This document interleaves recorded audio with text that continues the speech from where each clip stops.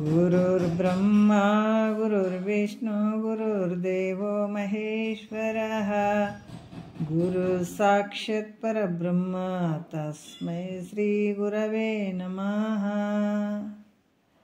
ಶ್ರೀ ಜಗದ್ಗುರು ಸಿದ್ಧಾರೂಢರ ಪಾದಕಮಲಗಳಿಗೂ, ಶ್ರೋತ್ರಿಯ ಬ್ರಹ್ಮನಿಷ್ಠ ಸದ್ಗುರು ಬಸವಾನಂದರ ಪಾದಕಮಲಗಳಿಗೂ, ಅವರ ಪ್ರತಿರೂಪದಂಥ ನಿಜಗುಣಪ್ಪನವರ ಪಾದಕಮಲಗಳಿಗೂ ನನ್ನ ದೀರ್ಘದಂಡ ಪ್ರಣಾಮಗಳನ್ನು ಸಲ್ಲಿಸುತ್ತಾ, ಎಲ್ಲ ಮಹಾತ್ಮರ ಪಾದಕಮಲಗಳಿಗೂ ನನ್ನ ದೀರ್ಘದಂಡ ಪ್ರಣಾಮಗಳನ್ನು ಸಲ್ಲಿಸುತ್ತಾ, ಮನದಲ್ಲಿ ಸ್ಮರಿಸಿಕೊಳ್ಳುತ್ತಾ, ತಮ್ಮೆಲ್ಲರಿಗೂ ವಂದಿಸುತ್ತಾ, ಇವತ್ತಿನ ಪರಮಾನುಭವ ಬೋಧೆ 3ನೆಯ ಸಂಧಿ ಒಳಗೆ 10ನೆಯ ಸೂತ್ರದಿಂದ ನಾವು ಮಾತಾಡಬೇಕಾಗ್ತದೆ ಇವತ್ತು.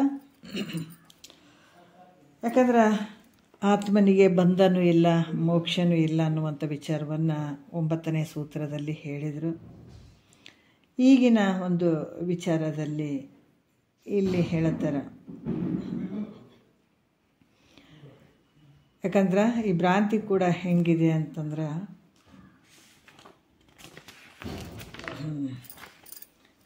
ಅನಿರ್ವಚನೀಯ ಆದಂಥ ಕೂಡ ಹೇಳಿದರು ಹಿಂದಿನ ಸೂತ್ರದಲ್ಲಿ.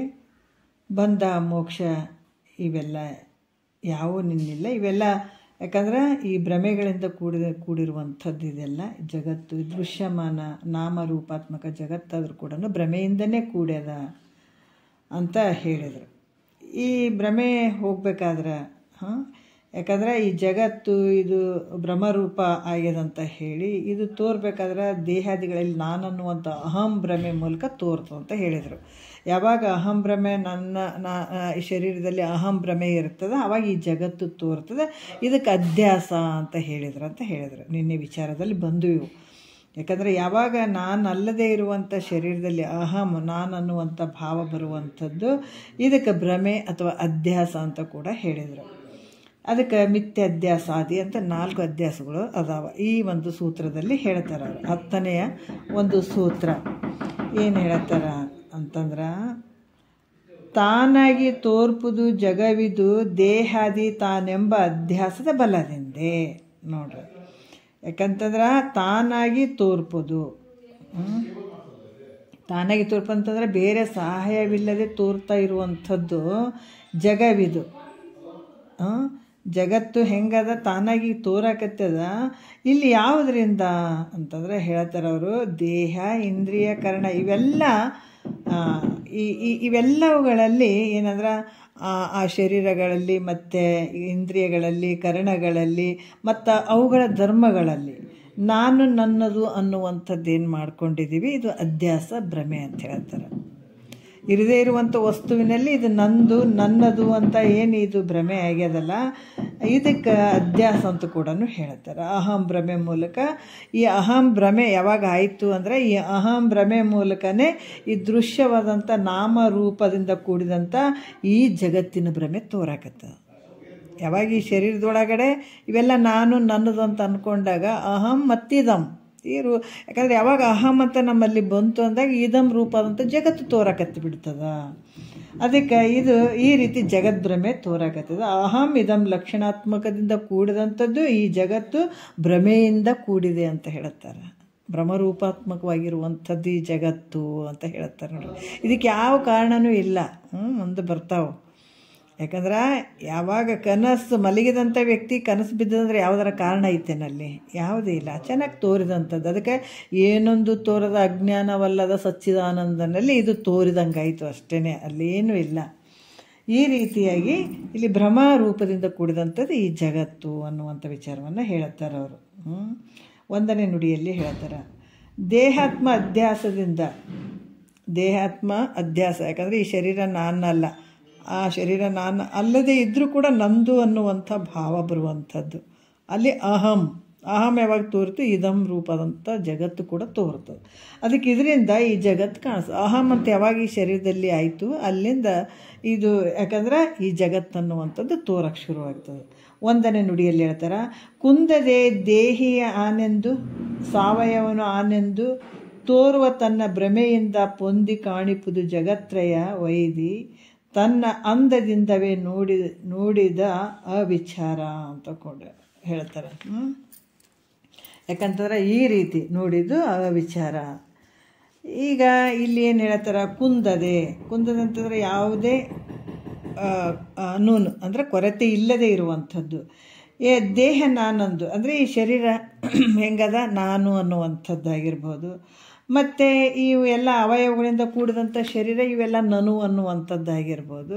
ಯಾಕಂತಂದರೆ ಇಂದ್ರಿಯಗಳು ಇವೆಲ್ಲವುಗಳಲ್ಲಿ ನಮಗೆ ಭ್ರಮೆ ಆಗಿರುವಂಥದ್ದು. ಈಗ ನಾನು ದೇಹ ಉಳ್ಳಂಥವನು ಅನ್ನುವಂಥದ್ದಾಗಿರ್ಬೋದು, ಇಂದ್ರಿಯಾದಿಗಳು ಉಳ್ಳಂಥವನು ನಾನು ಅಂತ ಅನ್ನುವಂಥದ್ದಾಗಿರ್ಬೋದು. ಈ ದೇಹದ ಭ್ರಮೆ ಬುದ್ಧಿ ಮೂಲಕ ನಡೆಯುವಂಥ ಈ ದೃಶ್ಯವಾದಂಥ 3 ಲೋಕ ಕೂಡ ಈ ಭ್ರಮರೂಪದಿಂದ ಕೂಡ್ಯದಂತ ಹೇಳ್ತಾರೆ ನೋಡ್ರಿ. ಅದಕ್ಕೆ ಬಹಳ ವಿಶೇಷವಾಗಿ ಹೇಳ್ತಾರೆ ಅವರು.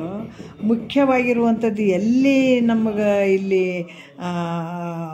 ಮೋಸ ಆಗ್ಯದ ಅಥವಾ ಏನಾಗ್ಯದ ಅಂದ್ರೆ ನಮ್ಮ ಬುದ್ಧಿ ಒಳಗೆ.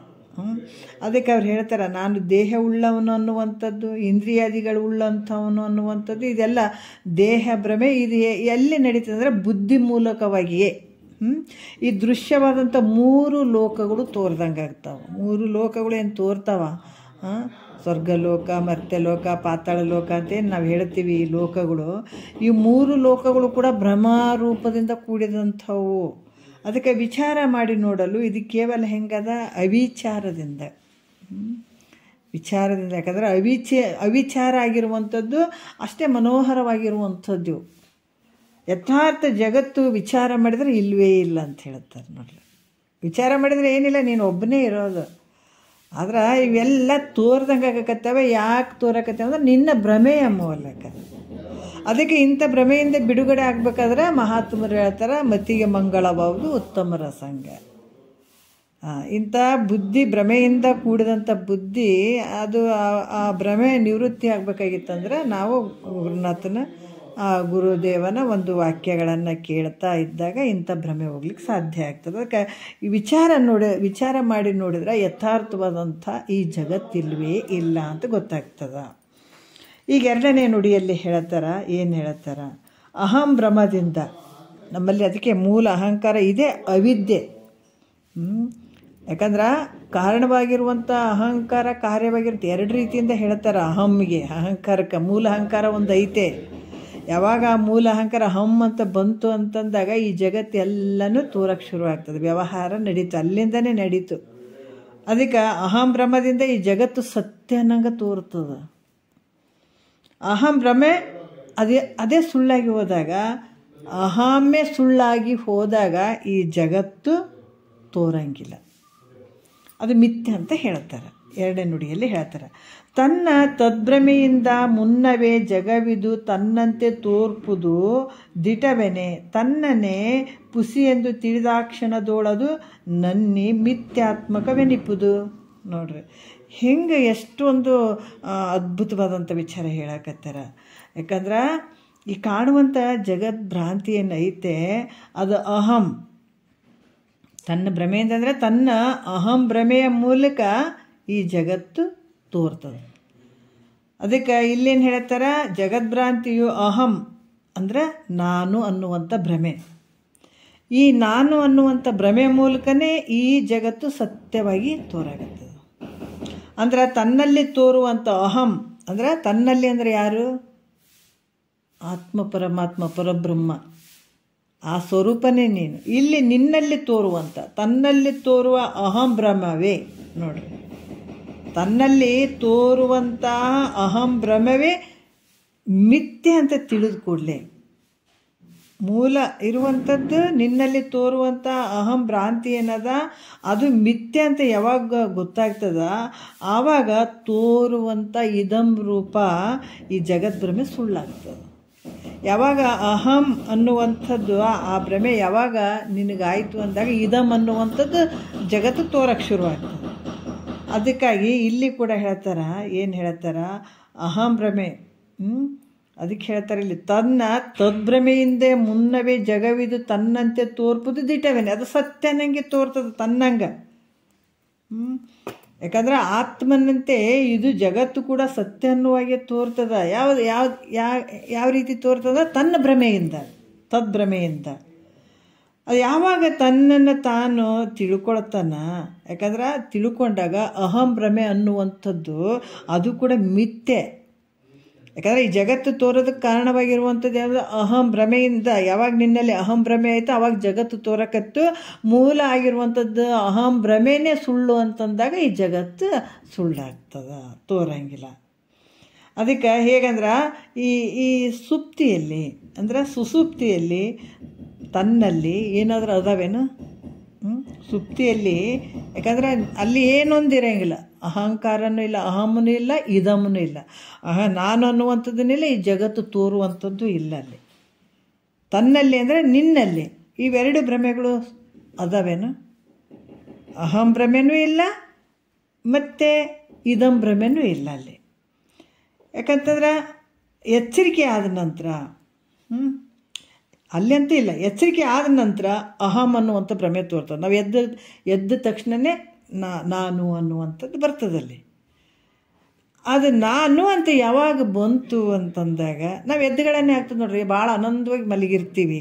ಅಲ್ಲಿ ಏನೂ ಅಂತ ಇಲ್ಲ, ಯಾವ ವ್ಯವಹಾರ ಇಲ್ಲ ಅಲ್ಲಿ.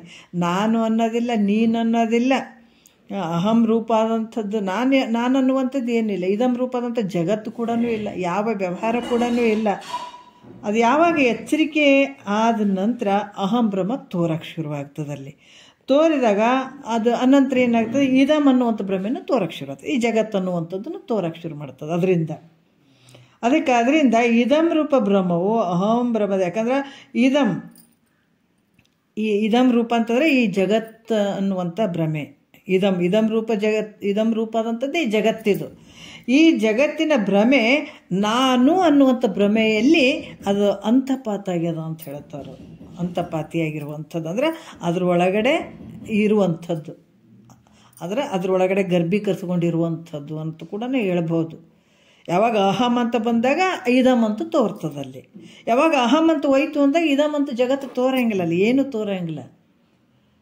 ಈ ರೀತಿಯಾಗಿ ಇರುವಂಥದ್ದು ಅಂತ ಕೂಡ ಹೇಳ್ತಾರೆ. 3ನೇ ನುಡಿಯಲ್ಲಿ ಹೇಳ್ತಾರೆ, ಅನಾದಿಯಿಂದ ಈ ದೃಶ್ಯವು ಜಗತ್ತು ಕಾಣಿಸುತ್ತಾ ಬಂದಿರುವುದರಿಂದ ಇದು ಸುಳ್ಳು ಭ್ರಮ ಅಂತ ಹೇಳಲಿಕ್ಕೆ ಬರಂಗಿಲ್ಲಲ್ಲ ರೀ ಗುರುಗಳೇ.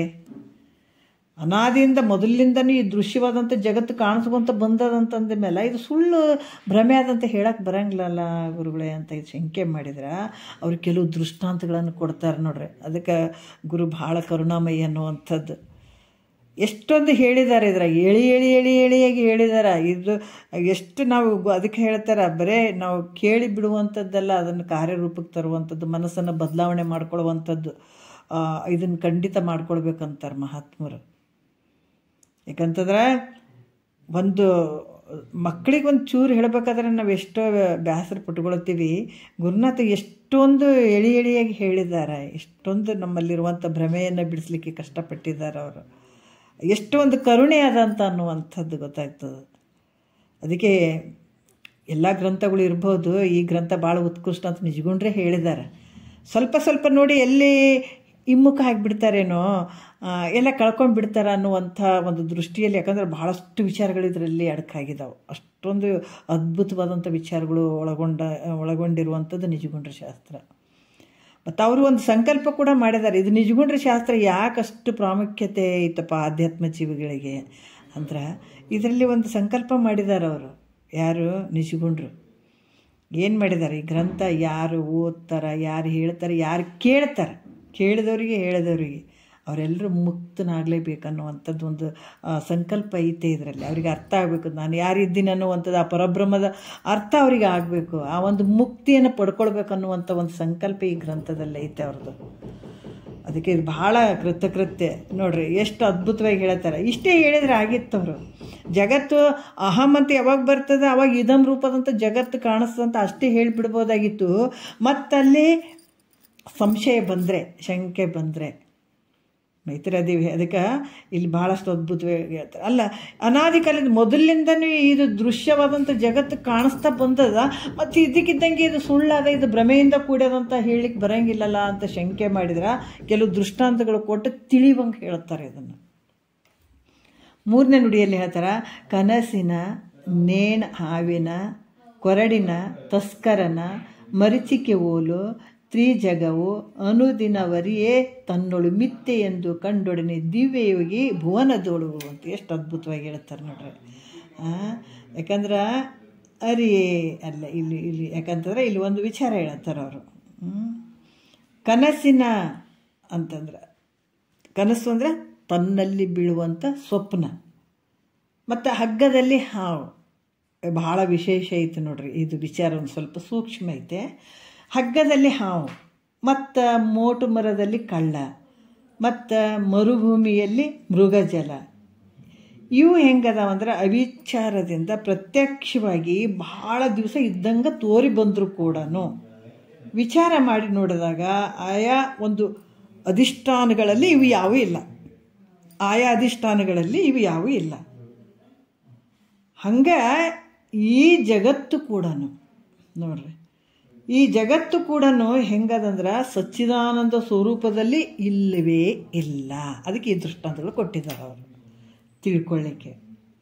ಯಾಕಂತಂದ್ರೆ ಈ ಜಗತ್ತಿಗೆ ಈ ಮಿಥ್ಯಾದಂತ ಹೇಳಕ್ಕೆ ನೋಡ್ರಿ, ನಾವೇನು ಸತ್ಯ ಅಂತ ಅಂದ್ಕೊಂಡು ಕುಂತಿದ್ದೀವಿ, ಎಷ್ಟು ಒಂದು ಭ್ರಮಾಲೋಕದಲ್ಲಿ ನಾವು ಇದ್ದೀವಿ ಅನ್ನೋದಕ್ಕೆ ಮಹಾತ್ಮರು ಹೇಳ್ತಾರೆ. ಈ ಜಗತ್ತು ಎಷ್ಟು ಸತ್ಯ ಅಂತ ಕೂತ್ಕೊಂಡು ಅದಕ್ಕೆ ಈ ಜಗತ್ತಿಗೆ ಮಿಥ್ಯತ್ವವನ್ನು ಹೇಳಕ್ಕೆ 4 ದೃಷ್ಟಾಂತಗಳನ್ನು ಕೊಡ್ತಾರೆ ಅವರು. ಇದಕ್ಕೆ ಕಾರಣ ಏನು ಅಂತಂದ್ರೆ ಹೇಳ್ತಾರಲ್ಲಿ, ಚಿದ್ರೂಪವಾದಂಥ ಬ್ರಹ್ಮದಲ್ಲಿ, ಈ ಚಿದ್ರೂಪವಾದಂಥ ಬ್ರಹ್ಮದಲ್ಲಿ ಜಡ ಜಗತ್ತು ಅಧ್ಯಾಸ ಆಗದೆಂದು ಶಂಕೆ ಮಾಡಿದರೆ. ಯಾಕಂದ್ರೆ ಚಿದ್ರೂಪ ಇದ್ದಾನ, ಸತ್ತು ಚಿತ್ತು ನಿತ್ಯ ಆನಂದ ಪರಿಪೂರ್ಣವಾಗಿರುವಂತಹ ಈ ಪರಬ್ರಹ್ಮದಲ್ಲಿ ಈ ಜಡವಾದಂಥ ಜಗತ್ತು ಇದು ಅಧ್ಯಾಸ ಆಗಂಗಿಲ್ಲಲ್ಲ ಅಂತ ಶಂಕೆ ಮಾಡಿದರೆ, ಅಧ್ಯಾಸವಾಗದೆಂದು ಅಂತ ಶಂಕೆ ಮಾಡಿದ್ರೆ ಅದು ಹೆಂಗೆ ಅಂದರೆ ಕನಸಿನಂತೆ ಅಂತ ಹೇಳ್ತಾರೆ ಅವರು. ಹೌದು, ಚಿದ್ರೂಪ ಆದಂಥ ಆತ್ಮನಲ್ಲಿ ಜಡವಾಗಿರುವಂಥ ಜಗತ್ತು ಅದು ಹೆಂಗೆ ಅಧ್ಯಾಸ ಆಯಿತು ಅಲ್ಲಿ ಅನ್ನುವಂಥ ಒಂದು ಶಂಕೆ ಮಾಡಿದರೆ ಅವರು ಕನಸಿನಂತೆ ತೋರ್ತು ಅಂತ ಹೇಳ್ತಾರೆ ಅವರು, ಕನಸಿನಂಗೆ. ಅದಕ್ಕೆ ಇಲ್ಲಿ ಕೂಡ ಹೇಳ್ತಾರೆ, ಏನು ಹೇಳ್ತಾರೆ, ಸ್ವಪ್ನ ದೃಷ್ಟನಾದ ತಾನು, ಸ್ವಪ್ನ ಕಾಣುವಂಥವನು, ಸ್ವಪ್ನವನ್ನು ಕಾಣುವಂಥ ದೃಷ್ಟ ಕಾಣುವಂಥವನು, ನೋಡುವಂಥವನು ತಾನು ಚಿದ್ರೂಪನಾಗಿದ್ದಾನೆ, ತಾನು ಚಿದ್ರೂಪ ಅಂತ ಆಗಿದ್ದಾನೆ. ತನ್ನಲ್ಲಿ ಜಡ ಪ್ರಪಂಚ ಹೇಗೆ ತೋರ್ತು? ಈಗ ನೀ ಕನಸು ಕಾಣಕತ್ತಿದಿ, ಕನಸನ್ನು ಕಾಣುವಂಥ ಒಬ್ಬನ ಅದನಲ್ಲಿ, ಆದ್ರೆ ಆತನ ಬಲ್ಲಿ ಜಡ ಅಜಡದಿಂದ ಕೂಡಿದಂಥ ಜಗತ್ತು ತೋರಕತ್ತಿದಿಲ್ಲ, ಆತನ ಬಲ್ಲಿ ಕನಸು ಕಾಣಕತ್ತೇನಿಲ್ಲ ಆತ. ಅದು ಪ್ರಪಂಚ ಹೆಂಗೆ ತೋರಿತೋ ಹಾಗೆ ಕೂಡ ಜಗತ್ತಾದರೂ ತೋರಿತು ಅಂತ ಹೇಳ್ತಾರೆ ಅವ್ರು. ನೋಡ್ರಿ, ಚಿದ್ರೂಪಾದಂಥ ಆತ್ಮನಲ್ಲಿ ಈ ಜಡದಿಂದ ಕೂಡಂಥ ಈ ಜಗತ್ತು ಹೆಂಗೆ ತೋರ್ತದ್ರಿ ಅಂತ ಹೇಳಿದ್ರು ಕೂಡ ನೀನು ಹೆಂಗಿದಿ ಅಲ್ಲಿ ಹೇಳ್ತಾರೆ ನೋಡ್ರಿ. ಯಾಕಂತಂದ್ರೆ ಸ್ವಪ್ನನ ಕಾಣುವಂಥವು ನೀನಿದಿಲ್ಲ, ಅದನ್ನು ದೃಷ್ಟ ನೀನು. ಅಂಥ ಒಂದು ಚಿದ್ರೂಪ ಇರುವಂಥವನಲ್ಲಿ ನಿನ್ನಲ್ಲಿ ಜಡ ಅಜಡದಿಂದ ಕೂಡಿದಂತೆ ಪ್ರಪಂಚ ತೋರ್ತದೆ, ಸೃಷ್ಟಿ ತೋರ್ತಿಲ್ಲ, ಜಗತ್ತು ಎದರಲ್ಲಿ ಕನಸಿನಲ್ಲಿ ತೋರಕತ್ತಿದಿಲ್ಲ ನಿನಗೆ. ಮತ್ತು ಆ ರೀತಿ ಹೆಂಗೆ ತೋರಿತು ನಿನ್ನೊಳಗೆ, ಹಾಗೆ ಕೂಡ ಜಗತ್ತಾದರೂ ನಿನ್ನೊಳಗೆ ತೋರಿತು. ನೋಡ್ರಿ, ಈ ರೀತಿ ಹೇಳ್ತಾರೆ. ಇದನ್ನು ಕೇಳಿದಂತಹ ಮತ್ತಲ್ಲಿ ಸಂಶಯ ಬರ್ತದೆ. ಏನಂದ್ರೆ ಸವಿಕಲ್ಪನಾದ ಸ್ವಪ್ನ ದೃಷ್ಟನಲ್ಲಿ ಸ್ವಪ್ನವು ತೋರಬಹುದು, ಆತ ಸವಿಕಲ್ಪ ಅದನ, ಆತನಲ್ಲಿ ಇದು ಕನಸು ಈ ಸವಿಕಲ್ಪನ ಆಗಿರುವಂಥ ಈ ಒಂದು ದೃಷ್ಟನಲ್ಲಿ ಈ ಸ್ವಪ್ನ ಸವಿಕಲ್ಪ ಸ್ವಪ್ನ ದೃಷ್ಟನಲ್ಲಿ ಅಲ್ಲಿ ಕನಸು ಕಾಣುವಂಥವನು ಅದನಲ್ಲಿ, ಆತನಲ್ಲಿ ಈ ಸ್ವಪ್ನ ತೋರ್ಬಹುದಪ್ಪ. ಆದ್ರೆ ಬ್ರಹ್ಮ ಹೆಂಗದ? ನಿರ್ವಿಕಲ್ಪದಿಂದ ಕೂಡ್ಯದಲ್ಲಿ. ನೋಡ್ರಿ ಎಷ್ಟು ಚಂದ ಹೇಳ್ತಾರ, ಸೂಕ್ಷ್ಮದಿದ. ಅಂದ್ರೆ ಬ್ರಹ್ಮ ಹೆಂಗದ? ನಿರ್ವಿಕಲ್ಪ ಅದ, ಮತ್ತು ನಿರ್ಭಯವಾಗಿರುವಂಥ ಬ್ರಹ್ಮ ಅದ. ಅದರಿಂದ ಈ ಜಗತ್ತು ಅಲ್ಲಿ ಏನಾಗ್ಯದ? ಕಲ್ಪಿತ ಆಗದೆಂದು ಶಂಕೆಯನ್ನು ಮಾಡಿದರೆ ಅಲ್ಲಿ ಜಗತ್ತು ಕಲ್ಪಿತ ಆಗದೆಂದು ಶಂಕೆ ಮಾಡಿದರೆ ಅದಕ್ಕೆ ಉತ್ತರ ಹೇಳ್ತಾರ, ಹೌದು, ಅದು ನಿರ್ವಿಕಲ್ಪ ಅದ, ನಿರ್ಭಯ ಆಗ್ಯದ.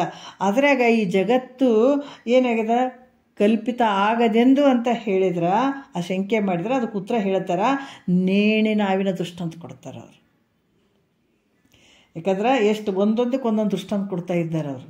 ಹೆಂಗೆ ನೇಣಿನ ಆವಿನೋಲ್ ಅಂದ್ರೆ ನಿರ್ವಿಕಲ್ಪವು ನಿರ್ಭಯವಾದಂಥ ಹಗ್ಗ ಏನಾದರೂ ಅಲ್ಲಿ ಸವಿಕಲ್ಪಿತದಿಂದ ಕೂಡ್ಯದೇನದು ಇಲ್ಲ.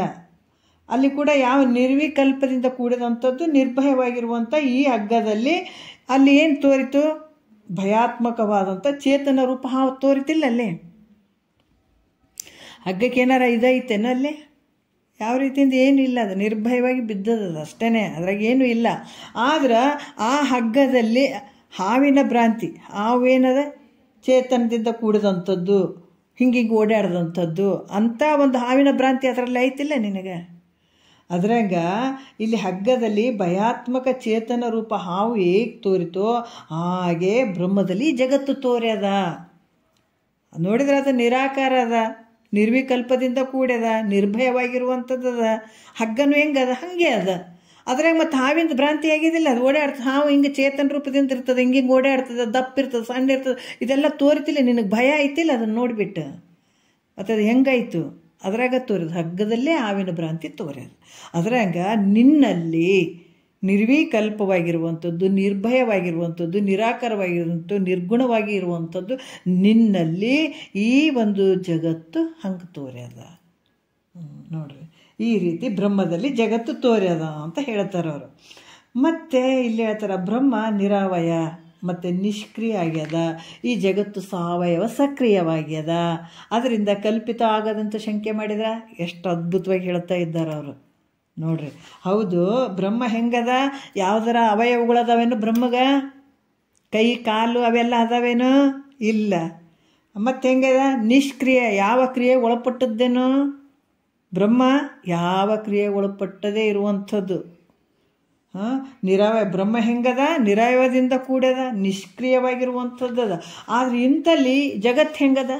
ಸಾವಯವ ರೀತಿಯಿಂದ ಕೂಡ್ಯದ, ಹಲವಾರು ದೃಶ್ಯ ಅದ, ನಾಮ ಅದು ಇದದು ಎಲ್ಲ ರೀತಿಯಿಂದ ಕೂಡಿದಂಥ ಈ ಜಗತ್ತು ಆ ಒಂದು ಬ್ರಹ್ಮದಲ್ಲಿ ಕಲ್ಪಿತ ಆಗದ್ದು ಅನ್ನುವಂಥ ಶಂಕೆ ಮಾಡಿದರೆ ಅದಕ್ಕೆ ಹೇಳ್ತಾರೆ ಕೊರಡಿನ ತಸ್ಕರನ ಓಲು ಅಂತ ದೃಷ್ಟಾಂತ ಕೊಡ್ತಾರೆ. ನೋಡ್ರಿ ಎಷ್ಟು ಅದ್ಭುತವಾಗಿ ಈ ಪ್ರಶ್ನೆ ಬಂದರೆ ಅಲ್ಲಿ ಕೊಡ್ತಾರೆ ಅವರು ಉತ್ತರ. ಏನು ಕೊಡ್ತಾರ? ಈ ಮೋಟು ಮರ ಐತಲ್ಲ ಅದು ಹೆಂಗದ? ಏನು ಅವಯವಗಳು ಇಲ್ಲ, ಏನೇನಿಲ್ಲ ನೋಡ್ರಿ. ಮೋಟು ಮರಕ್ಕೇನೆಲ್ಲ ಕಡ್ದಿದ್ದಾರೆ, ಬರೇ ಇದು ಮಾತ್ರ ಉಳಿದದ, ಕೊರಡು ಮಾತ್ರ ಉಳಿದದಲ್ಲಿ. ಅದಕ್ಕೆ ನಿಷ್ಕ್ರಿಯವಾದ ಮೋಟು ಮರ ಯಾವುದು ಏನಿಲ್ಲ, ಅಲ್ಲಿ ಏನು ಅಲುಗಾಡಂಗಿಲ್ಲ, ಏನಿಲ್ಲ, ಎಲ್ಲ ರೆಂಬೆ ಕೊಂಬೆಗಳೆಲ್ಲ ಮುರಿದು ಬಿಟ್ಟಿದ್ದಾರೆ, ಕಟ್ ಮಾಡಿದ್ದಾರೆ. ಅದು ಬರೇ ಮೋಟು ಮರ ಅದು ಅಷ್ಟೇ. ಆ ಮೋಟು ಮರದಲ್ಲಿ ದೂರ ನಿಂತಾಗ ಕಳ್ಳನ ಭ್ರಾಂತಿ ಆಯ್ತಿಲ್ಲ. ಮೋಟು ಮರ ಹೆಂಗದ? ನಿಷ್ಕ್ರಿಯವಾದಂಥದ್ದು ಅದು ಕೂಡ.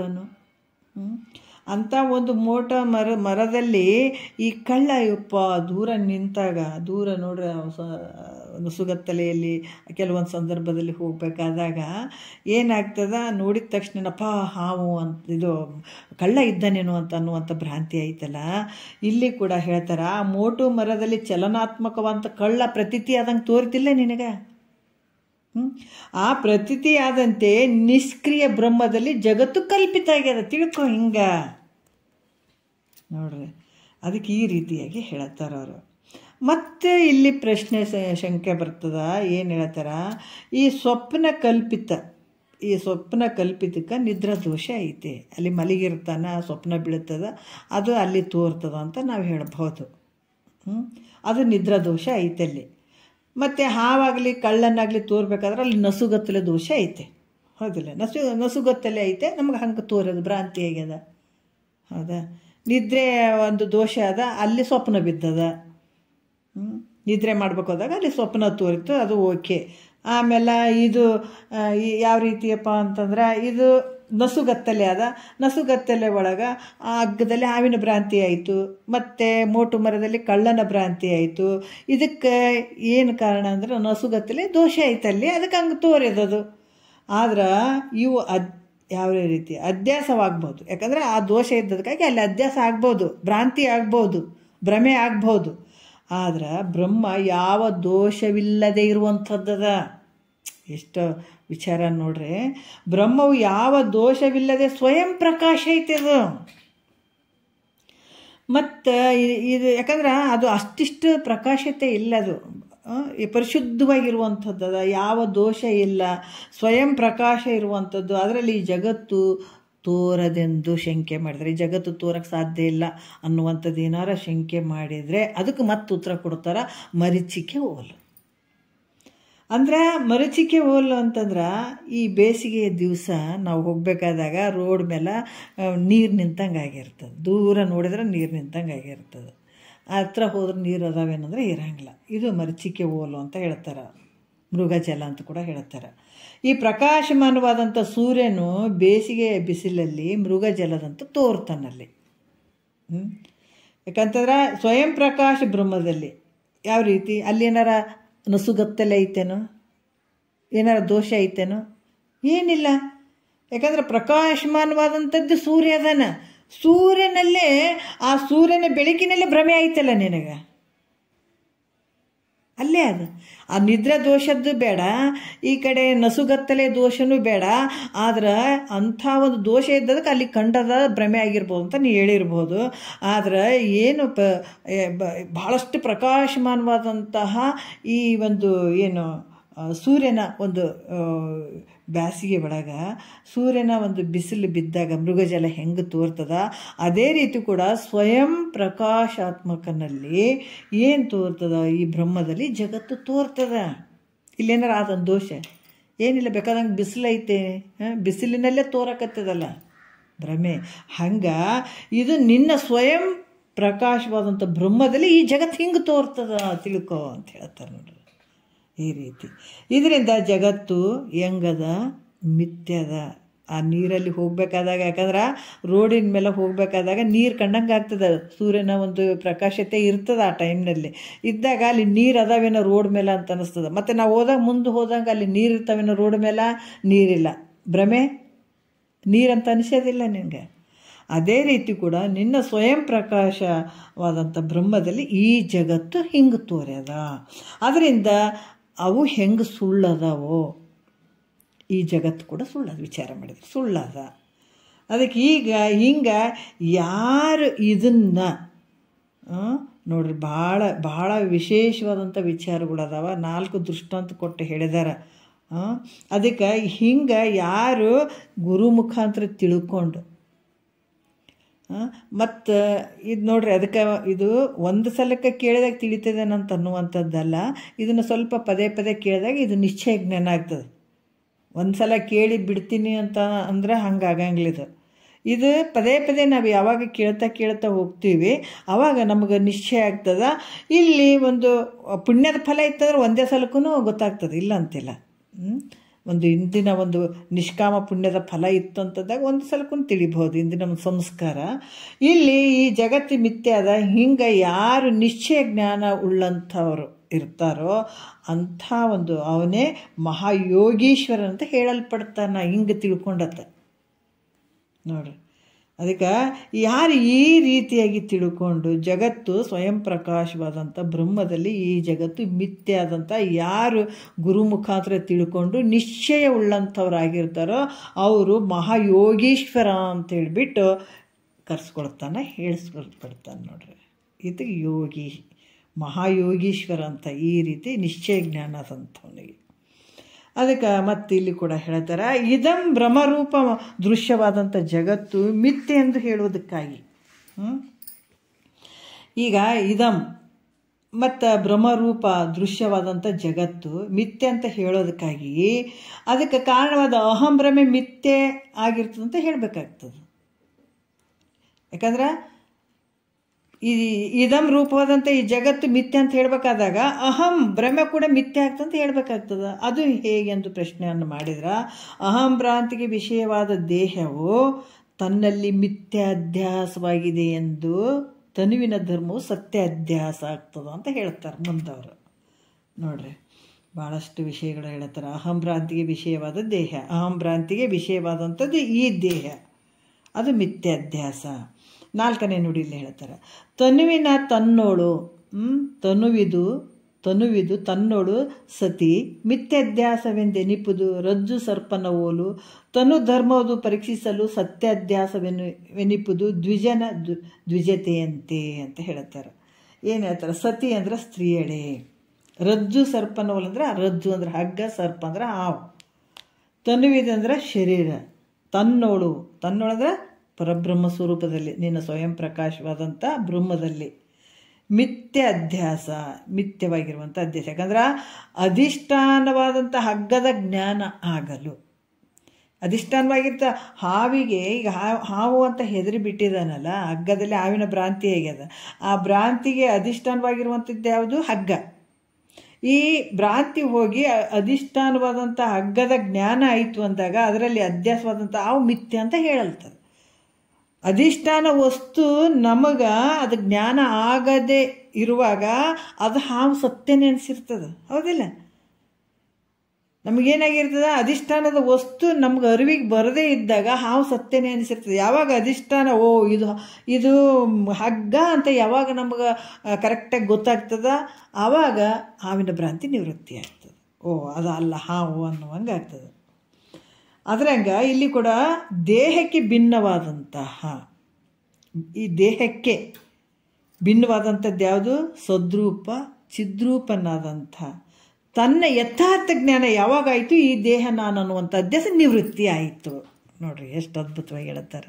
ಯಾವಾಗ ನಮಗೆ ಅದಕ್ಕೆ ಇಷ್ಟೆಲ್ಲ ಟೈಮ್ ಬೇಕು, ಇದಕ್ಕೆ ಆಯುಷ್ಯ ಬೇಕು. ನೋಡ್ರಿ ಎಂಥ ಒಂದು ಅದ್ಭುತವಾದಂಥ ವಿಚಾರಗಳು ಹೇಳ್ತಾ ಇದ್ದಾರೆ. ಯಾವಾಗ ಒಳಗಡೆ ಒಂದು ಐತಲ್ಲ, ಒಂದು ಪ್ರಕಾಶಮಾನವಾದಂಥ ಜ್ಯೋತಿ ಐತಲ್ಲ, ಅಂಥ ಒಂದು ಸ್ವರೂಪನಿಂದ ಐತಲ್ಲ, ಅದನ್ನು ತಿಳ್ಕೊಂಡಾಗ ಈ ಜಗತ್ತಿನ ಭ್ರಾಂತಿ ಹೋಗ್ತದ. ಅದಕ್ಕೆ ಹೇಳ್ತಾರವರು, ಏನು ಹೇಳ್ತಾರೆ, ಈ ದೇಹಕ್ಕೆ ಭಿನ್ನವಾಗಿರುವಂಥದ್ದು ಸದ್ರೂಪ ಚಿದ್ರೂಪನಾದ ತನ್ನ ಯಥಾರ್ಥ ಜ್ಞಾನ ಯಾವಾಗಾಯಿತು ಆವಾಗ ಈ ದೇಹ ನಾನು ಅನ್ನುವಂಥ ಅಧ್ಯಾಸ ನಿವೃತ್ತಿ ಆಗ್ತದ. ಅನಂತರ ಇದೇನಾಗ್ತದ, ಈ ಭೌತಿಕ ದೇಹಕ್ಕೆ ನಾನು ಅಂತ ತಿಳಿಲಿಕ್ಕಾಗಂಗಿಲ್ಲ. ಅವಾಗ ತನ್ನ ಸ್ವರೂಪನೇ ತನಗೆ ಗೊತ್ತಾಯ್ತು ಅಂದ್ರೆ ಮತ್ತೆ ಈ ದೇಹ ನಾನು ಅಂತಾರೆ ಮಹಾತ್ಮರು, ಅನ್ನಂಗಿಲ್ಲ. ಅದು ಬಿಟ್ಬಿಟ್ರೆ ನೋಡ್ರಿ, ಕಳಿಸ್ಬಿಟ್ರೆ ದೇಹನ ಹೆಂಗೆ ಭಾವದಲ್ಲಿ ಸಂಪೂರ್ಣ ಲಯ ಆಗಿಬಿಡ್ತದೆ. ಎಲ್ಲರ ಎದುರುಗಡೆ ದೇಹ ಐತೇನೋ, ಮಹಾತ್ಮರು ಐತೇನೋ ಅದರ ಅಂತ ಹಿಂಗೆ ಕಾಣಿಸ್ತದೆ. ಬಟ್ ಅವ್ರ ಶರೀರ ಭಾವ ಎಂದೋ ಬಿಟ್ಟಿರ್ತಾರೆ. ಯಾಕಂತಂದ್ರೆ ಆವಾಗ ನಾನು ಅಂತ ಅಲ್ಲಿ ಅನ್ನಕ್ಕೆ ಸಾಧ್ಯ ಇಲ್ಲ. ಅದರಿಂದ ಏನು ಅನ್ನಿಸ್ತದ, ಮಿಥ್ಯಾಧ್ಯಾಸ ಅಂತ ಅನ್ನಿಸ್ತದೆ. ಇಲ್ಲೇನಾಗ್ತದೆ, ಈ ಒಂದು ನಾನು ಅನ್ನುವಂಥದ್ದು ಯಾವಾಗ ನಿವೃತ್ತಿ ಆಗ್ತದೆ, ಅನಂತರ ಭೌತಿಕ ದೇಹಕ್ಕೆ ನಾನೆಂದು ತಿಳಿಯುವುದಿಲ್ಲ. ಅದರಿಂದ ಅದೇನಾಗ್ತದ, ಮಿಥ್ಯಾಧ್ಯಾಸ ಅಂತ ಕೂಡ ಹೇಳ್ತಾರೆ. ಬಳಿಕ ಈ ದೇಹ ತಾನಲ್ಲ ಅಂತ ತಿಳಿದಾಗಾದರೂ ಕೂಡ ಇಲ್ಲಿ ಏನು ಹೇಳ್ತಾರ ಅಂತಂದ್ರೆ, ಯಾವಾಗ ಈ ಭೌತಿಕ ದೇಹಕ್ಕೆ ನಾನಂತ ತಿಳಿಯುವುದಿಲ್ಲ, ಅದಕ್ಕೆ ಮಿಥ್ಯಾಧ್ಯಾಸ ಅಂತ ಹೇಳ್ತಾರೆ. ಮತ್ತು ಈ ದೇಹ ನಾನಲ್ಲ ಅಂತ ತಿಳಿದಾಗಾದರೂ ಕೂಡ ಈ ದೇಹದ ಧರ್ಮಗಳು ತನ್ನಲ್ಲಿ ತೋರ್ತಾವೆ. ಈ ಶರೀರ ನಾನಲ್ಲ, ಇಂದ್ರಿಯಗಳು ನಾನಲ್ಲ, ಇವು ಯಾವ ನಾನಲ್ಲ ಅಂದರೂ ಕೂಡ ಮತ್ತು ಇದು ಧರ್ಮಗಳು ತೋರ್ತಾವಿಲ್ಲ, ಹೋಗ್ಯಾವೇನ? ಇಲ್ಲ, ಇವು ತೋರ್ತಾವಲ್ಲ. ಅದಕ್ಕೆ ಇವು ಎಷ್ಟು ನಾವು ಇದು ಮಾಡ್ತೀವಂದರೆ, ಇಲ್ಲ ಇದು ಆಟೋಮೆಟಿಕ್ ಇವು ನಾನಲ್ಲ ಅಂತ ಬಿಟ್ಕೊಳ್ಳೋದು ಅಷ್ಟೇ ಬಿಟ್ರೆ, ಮತ್ತಿದು ಮಾಮೂಲಿ ಯಥಾರ್ಥವಾಗಿ ಶರೀರ ಏನದ ಅದು ತನ್ನ ಕೆಲಸಗಳು ತಾವು ಹಂಗೆ ಮಾಡ್ತಾನೆ ಇರ್ತಾವೆ. ಅದಕ್ಕೆ ತಿಳಿಯೋದಕ್ಕಿಂತ ಮುಂಚೆ ಈ ಹಸಿ ಕಾಳು ಇದ್ದಂಗೆ, ತಿಳಿದ ಮೇಲೆ ಸುಟ್ಟು ಬೀಜ ಇದ್ದಂಗೆ. ಹಸಿ ಕಾಳು ಏನಾಗ್ತದೆ, ಭಾವನೆಗಳು ನೋಡ್ರಿ, ಅಹಂಕಾರ ಮಮಕಾರ ಇವೆಲ್ಲ ತುಂಬ್ಕೊಂಡಂಥ ಒಂದು ಶರೀರ, ಅವೆಲ್ಲ ಬಿತ್ತಲಿಕ್ಕೆ ಬರುವಂಥ ಬೀಜಗಳು. ಹಸಿ ಕಾಳು ಅಂತಂದಾಗ ಬಿತ್ತಲಿಕ್ಕೆ ಬರುವಂಥ ಬೀಜಗಳು ಇರ್ತಾವೆ. ಆ ಗುರು ಮುಖಾಂತರ ಕೇಳಿದಾಗ ಆ ಬೀಜ ಉರಿತದೆ ನೋಡ್ರಿ. ಒಂದು ಯಾಕಂದ್ರೆ ಗಡಿಗೆ ಒಳಗೆ ಬೀಜಕ್ಕಿಟ್ಟಂಥ ಒಂದು ಕಾಳುಗಳು ಗಡಿಗೆ ಒಳಗಿಟ್ಟು ಆ ಗುಡಿಸ್ಲಿಕ್ಕೆ ಬೆಂಕಿ ಎತ್ತಿದಾಗ ಗಡಿಗೆ ಎಲ್ಲ ಕಾಯ್ದು ಬಿಡ್ತಾವೆ, ಒಳಗಡೆ ಕಾಳುಗಳೆಲ್ಲ ಸುಟ್ಟೋಗಿಬಿಡ್ತಾವೆ. ಆದರೆ ಆ ಕಾಳುಗಳು ಮತ್ತೆ ಮತ್ತೆ ಬಿತ್ತಕ್ಕೆ ಬರ್ತದೆ ಅನ್ನೋದ್ರೆ ಬರೋಂಗಿಲ್ಲ, ಬರೀ ತಿಂದು ಮುಗಿಸ್ಬಿಡ್ಬೇಕು ಅಷ್ಟೇ. ಅದೇ ರೀತಿ ಕೂಡ ಗುರು ಮುಖಾಂತರ ಕೇಳೋದಕ್ಕಿಂತ ಮುಂಚೆ ನಿನ್ನ ಹೆಂಗೆ ಐತಪ್ಪ ಅಂದರೆ, ಜನನ ಮರಣ ಗುರಿಯಾಗಿರುವಂಥ ಬೇಕಾದಷ್ಟು ಇರ್ತಾವೆ ನಿನ್ನ ಹತ್ರ. ಯಾವಾಗ ಗುರು ಮುಖಾಂತರ ತಿಳ್ಕೊತ ಬಂದಿ ಅಂತಂದಾಗ ಹುರಿದು ಬೀಜದ ಥರ ಮತ್ತೆ ಇದನ್ನು ಬೆಳಿಲಿಕ್ಕೆ ಸಾಧ್ಯ ಇಲ್ಲ. ಆನಂದ, ಯಾಕಂದ್ರೆ ಇಲ್ಲಿ ಸಾಯುವವನಲ್ಲ ಹುಟ್ಟುವವನಲ್ಲ ನೀನು ಅನ್ನುವಂಥದ್ದು. ಇಲ್ಲಿ ಈ ದೇಹ ನಾನಲ್ಲ, ನಂದು ಅಲ್ಲ ಅಂತ ತಿಳಿದಾಗಾದರೂ ಕೂಡ ಈ ದೇಹದ ಧರ್ಮಗಳು ತನ್ನಲ್ಲಿ ತೋರ್ತವೆ, ಎಲ್ಲಿ ನಿನ್ನ ಸ್ವರೂಪದಲ್ಲಿ ತೋರ್ತವೆ. ಅದರಿಂದ ಇದಕ್ಕೇನು ಹೇಳ್ತಾರೆ, ಸತ್ಯಾಧ್ಯಾಸ ತೋರ್ತವ. ಆದರೆ ಸತ್ಯನ ಮಿಥ್ಯೆ, ಇದು ಸತ್ಯಾಧ್ಯಾಸ. ಯಾವಾಗ ಈ ಭೌತಿಕ ದೇಹಕ್ಕೆ ನಾನಂತ ತಿಳಿಯೋದಿಲ್ಲ, ಅದು ಮಿಥ್ಯಾಧ್ಯಾಸ ಅಂತ ಅನ್ಸ್ಕೊತದ. ಯಾವಾಗ ಈ ಶರೀರ ನಾನಲ್ಲ, ನಂದು ಅಲ್ಲ ಅಂತ ತಿಳ್ಕೊಂಡ್ರೂ ಕೂಡ ಈ ಶರೀರದ ಧರ್ಮಗಳು ಅವು ಇದ್ದೇ ಇರ್ತಾವಲ್ಲ, ಆವಾಗ ಆ ಶರೀರದ ಧರ್ಮಗಳು ಯಾವಾಗ ತೋರ್ತಾವ ಅವು ಸತ್ಯಾಧ್ಯಾಸ ಅಂತ ಹೇಳಿಸ್ಕೊಳ್ತದೆ. ವಿಚಾರ ಮಾಡಿದರೆ ಅವು ಮಿಥ್ಯನೇ ಅದಾವ, ಅವು ಇಲ್ಲವೇ ಇಲ್ಲ, ಆದರೂ ಕೂಡ ತೋರೋದು ಬಿಟ್ಟಿಲ್ಲ. ಅದಕ್ಕೆ ಇಲ್ಲೇನು ಹೇಳ್ತಾರೆ, ಸತ್ಯಾಧ್ಯಾಸ ಅಂತ ಹೇಳ್ತಾರೆ. ಹೆಂಗಂದ್ರೆ ಒಂದು ದೃಷ್ಟಾಂತ ಹೇಳ್ತಾರೆ.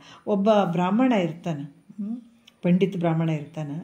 ತಾನು ದೇಹಕ್ಕೆ ಭಿನ್ನ ಅಂತ ದೃಢ ನಿಶ್ಚಯ ಮಾಡ್ಕೊಂಡಾನ. ಈ ಶರೀರಕ್ಕೆ ನಾನು ಭಿನ್ನ ಅದೀನಂತ ಅಂದ್ಕೊಂಡಾನ. ಮತ್ತು ನಾನು ಅಸಂಗದಿಂದ ಕೂಡಿದಂಥವನು ಅಂದ್ಕೊಂಡಾನ. ಈ ಶರೀರಕ್ಕೆ ನನಗೆ ಸಂಘ ಇಲ್ಲ ಅಂತ ತಿಳ್ಕೊಂಡಿದ್ದಾನ. ಮತ್ತು ನಾನು ಮಾಡುವವನಲ್ಲ, ನಾ ಭೋಗಿಸುವವನಲ್ಲ, ಹೀಗೆಲ್ಲ ತಿಳ್ಕೊಂಡಾನ. ಅಂಥ ಒಂದು ಬ್ರಹ್ಮನೇ ನಾನಿದ್ದೀನಿ ಅಂತ ತಿಳ್ಕೊಂಡಾನ. ಆವಾಗ ಯಾರಾದರೂ ಬಂದು ನೀನು ಯಾರು ಅಂತ ಕೇಳಿದ್ರೆ ಆವಾಗ ಮಾತಿನಾಗ ಏನು ಹೇಳ್ತಾನತ್ತ, ನಾನು ಬ್ರಾಹ್ಮಣ ಅದೀನಿ ಅಂತ ಹೇಳ್ತಾನೆ. ಆದರೆ ಮನಸ್ಸಿನಲ್ಲಿ ಎಲ್ಲ ಬಿಟ್ಟಿದ್ದಾನೆ. ಆದರೆ ಯಾರಾದರೂ ಕೇಳಿದಾಗ ಏನು ಹೇಳ್ತಾನೆ, ನಾನು ಬ್ರಾಹ್ಮಣ ಅಂತ ಉತ್ತರ ಕೊಡ್ತಾನೆ.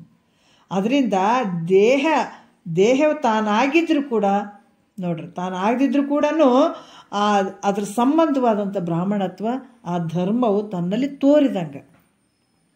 ಹೌದು, ನಾನು ಬ್ರಾಹ್ಮಣ ಇದ್ದೀನಿ ಅಂತ ಹೇಳ್ತಾನೆ.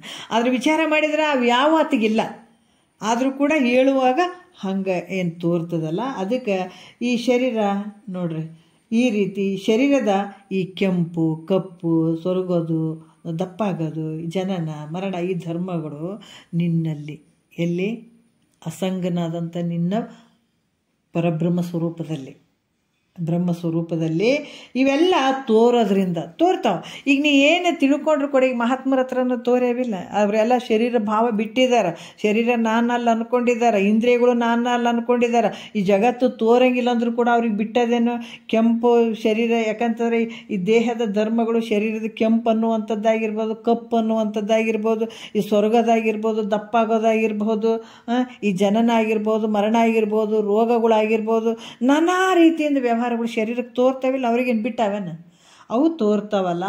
ಆದರೆ ಇವೆಲ್ಲ ತೋರೋದು ಈ ಧರ್ಮಗಳು ನಿನ್ನಲ್ಲಿ ಅಸಂಗನಾದಂಥ ತನ್ನಲ್ಲಿ ತೋರೋದ್ರಿಂದ ಇದಕ್ಕೆ ಏನು ಹೇಳ್ತಾರೆ, ಸತ್ಯಾಧ್ಯಾಸ ಅಂತ ಕೂಡ ಹೇಳ್ತಾರೆ. ಇದನ್ನು ಅಧ್ಯಾಸನೇ, ಆದರೆ ತೋರ್ದಂಗೆ ಆಗ್ತಾವಲ್ಲ, ಇದಕ್ಕೆ ಸತ್ಯಾಧ್ಯಾಸ ಅಂತ ಹೇಳಿಸಿಕೊಡ್ತದ ಅಂತ ಕೂಡ ಹೇಳ್ತಾರೆ. ಈ ರೀತಿಯಾಗಿ ಎರಡರ ಬಗ್ಗೆ ಹೇಳಿದ್ರು, ಮಿಥ್ಯಾಧ್ಯಾಸ ಸತ್ಯಾಧ್ಯಾಸದ ಬಗ್ಗೆ ಹೇಳಿದರು. ನಿನ್ನಲ್ಲಿ ತೋರುವಂತಹ ಈ ರೀತಿಯಾಗಿ ನಿನ್ನ ಭ್ರಾಂತಿ ಈ ರೀತಿಯಾಗಿ ತೋರ್ತಾವ ಅನ್ನುವಂಥದ್ದನ್ನು ಹೇಳ್ತಾರೆ. ಯಾವಾಗ ನಿನಗೆ ಇಂಥ ಒಂದು ಬ್ರಹ್ಮನ ಜ್ಞಾನ ಆಯಿತು ಅಂತಂದಾಗ ಇಲ್ಲಿ ಇವು ಅಧ್ಯಾಸಗಳು ನೋಡ್ರಿ. ಯಾಕಂತಂದ್ರೆ ಇಲ್ಲಿ ಕೂಡ ಈ ದೇಹ ನಾನು ಅನ್ನುವಂಥ ಅಧ್ಯಾಸ ನಿವೃತ್ತಿ ಆಗುವಂಥದ್ದು. ಮತ್ತು ಆದರೂ ಕೂಡ ಇದ್ರ ಧರ್ಮಗಳು ತೋರ್ತಾವಲ್ಲ, ಸತ್ಯಾಧ್ಯಾಸ ಅಂತ ಕೂಡ ಹೇಳ್ತಾರೆ. ಅಧ್ಯಾಸ ಅಂದರೆ ಭ್ರಮೆ ಅಂತ ಕೂಡ ಹೇಳ್ತಾರೆ. ಮತ್ತು ಮುಂದಿನ ವಿಚಾರ ಇನ್ನು ಎರಡು ಅಧ್ಯಾಸಗಳು 4 ರೀತಿ ಅಂತ ಅದಾವ. 2 ಅಧ್ಯಾಸ ಹೇಳಿದರು, ನಮ್ಮಲ್ಲಿರುವಂಥ ಭ್ರಮೆ ಯಾವ ರೀತಿ ಇರ್ತದೆ ಅನ್ನುವಂಥದ್ದನ್ನು ಹೇಳಿದರು. ಮತ್ತು ಮುಂದಿನ ವಿಚಾರ ಭಾಳ ಅದ್ಭುತ ಅದಾವ. ಮತ್ತು ನಾಳೆ ನೋಡೋಣ. ಒಂದೆರಡು ಮಾತು ಗುರುಗಳು ಪಾದಕ್ಕೆ ಅರ್ಪಿಸಿ ಹರ